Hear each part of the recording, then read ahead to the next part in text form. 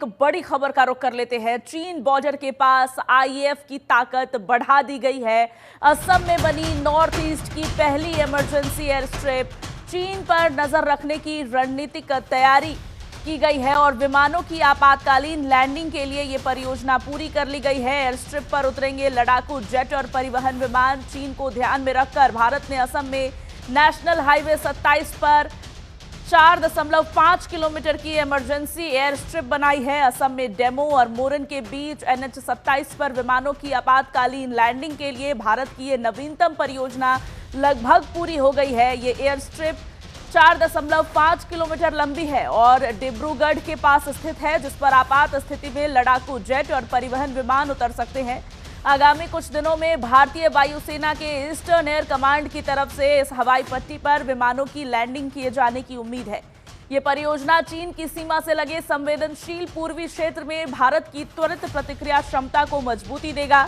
मुख्यमंत्री हिमंत बिस्वा शर्मा ने असम के ऊपरी क्षेत्रों की अपनी 2 दिवसीय यात्रा से पहले ये जानकारी साझा की। उन्होंने कहा कि नेशनल हाईवे 27 के 4.5 किलोमीटर लंबे इस हिस्से को यात्री विमानों और सुखोई के साथ राफेल सहित भारतीय वायुसेना यानी कि आईएएफ के लड़ाकू विमानों की लैंडिंग के लिए डिजाइन किया गया है।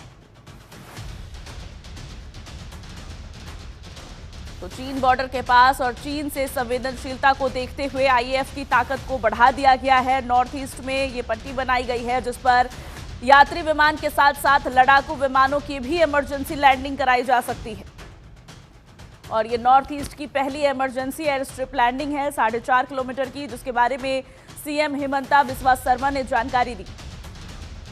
और एक तरह से इसको चीन पर नजर रखने की रणनीतिक तैयारी के तौर पर भी देखा जा रहा है। चीन से बॉर्डर से लगे संवेदनशील इलाकों के पास बनी ये पहली इमरजेंसी स्ट्रिप होगी और खास इसलिए भी हो जाता है क्योंकि डोमेस्टिक फ्लाइट्स के साथ साथ लड़ाकू विमानों को उतारने के लिए भी एयर स्ट्रिप तैयार है।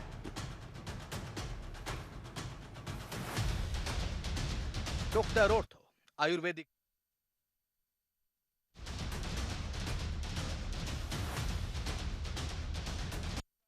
जो नुमलीगढ़ से डिब्रूगढ़ का राष्ट्रीय राजमार्ग का अंदर आते हैं।